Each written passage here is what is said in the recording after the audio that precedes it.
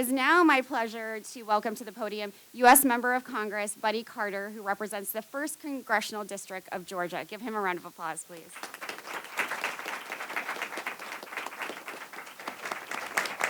Wow, does the fire marshal know y'all in here? Holy cow.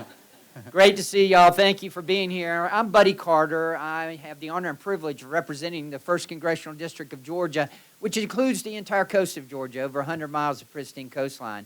For your purposes, what I want you to know is that professionally I'm a pharmacist. For many years, I was the only pharmacist in Congress. We got another pharmacist now, so we're very happy to have her.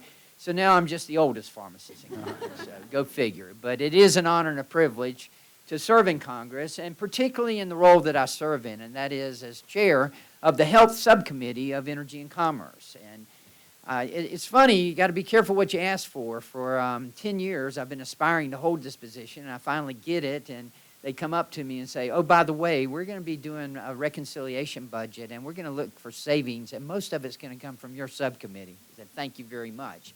But I am very proud that we were able, in the bill that we are discussing right now while you're here, and that we hopefully will be voting on at the end of this week in the House, that we were able to identify over $700 billion in the next 10 years of savings in Medicaid, of waste, fraud, and abuse, without cutting anyone off of the program at all.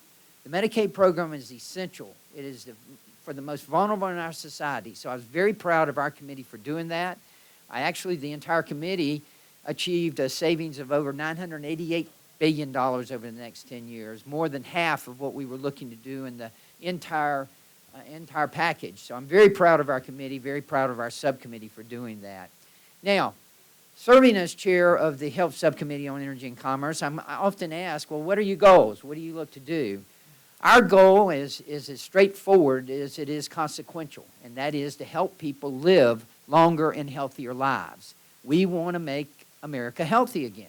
I subscribe to what the president wants to do, what Secretary Kennedy wants to do, and that is to help people live longer and healthier lives. And we can do that. We've got to address a number of issues. First of all, chronic disease. Chronic disease impacts 129 million people here in America every year. And all of you know it. All of you here know someone who has suffered from a chronic disease. You know the cost of it. You know the physical cost of it, what it does to the patient, what it does to the caregivers. All of those things we want to try to help with. And we can do that, and we're going to do that. So we're addressing, as I say, chronic disease. That's one of the things that we're trying to address. We also want to address increased price transparency. As a pharmacist, you can imagine, I was the one at the counter who had to go and tell the patient how much their medication was. I was the one at the counter who had to watch the senior citizen as they had to make a decision between buying their medicine and buying their groceries. I was the one at the counter for 40 years who had to tell the mother how much the antibiotic was and to watch her in tears trying to figure out how she was going to pay for that antibiotic. So I set as my goal and my focus to do something about that, and we are trying to do something about that. We want to do something about it, and as I said earlier, chronic disease is one of the ways in which we're going to address this. One of the things that I think, one of the facts that is very, very informative to me and quite frankly is startling to me. In 2013, zero states had an obesity rate over 35%. In 2023, 23 states have an obesity rate over 35%.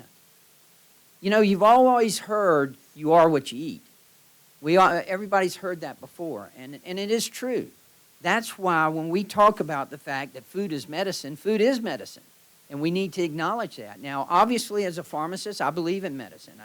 I used to write a weekly column, Take Your Medicine, tell people why you should take your medicine. And it is important, and compliance is extremely important.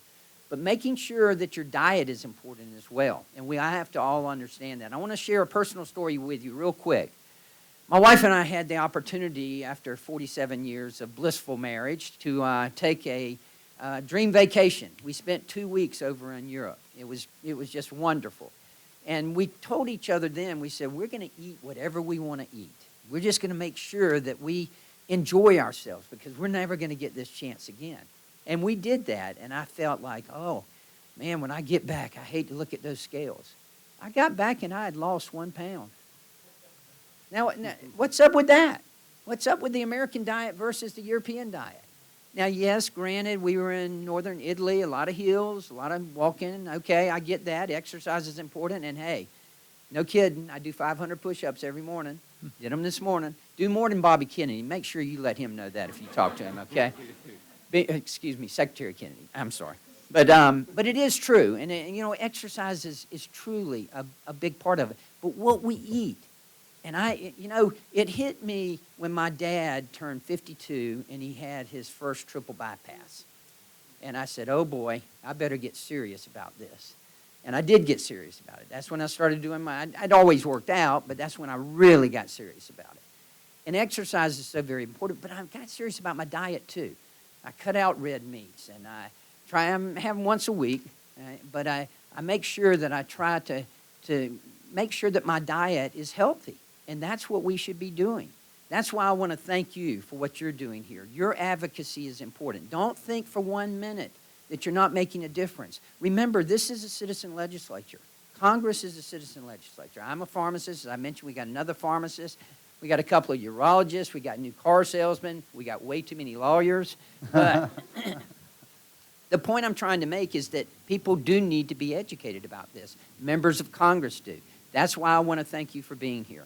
I want to thank you for your advocacy. You wouldn't be here if you didn't care. You wouldn't be here if you didn't feel like you could make a difference. And you do make a difference. That's why I want to thank you for being here. I want to thank you for having me here today. I ask that you keep all of us, especially this week, in your thoughts and prayers as we try to do something to really make an impact in our country and move this country forward. Thank you all. God bless you.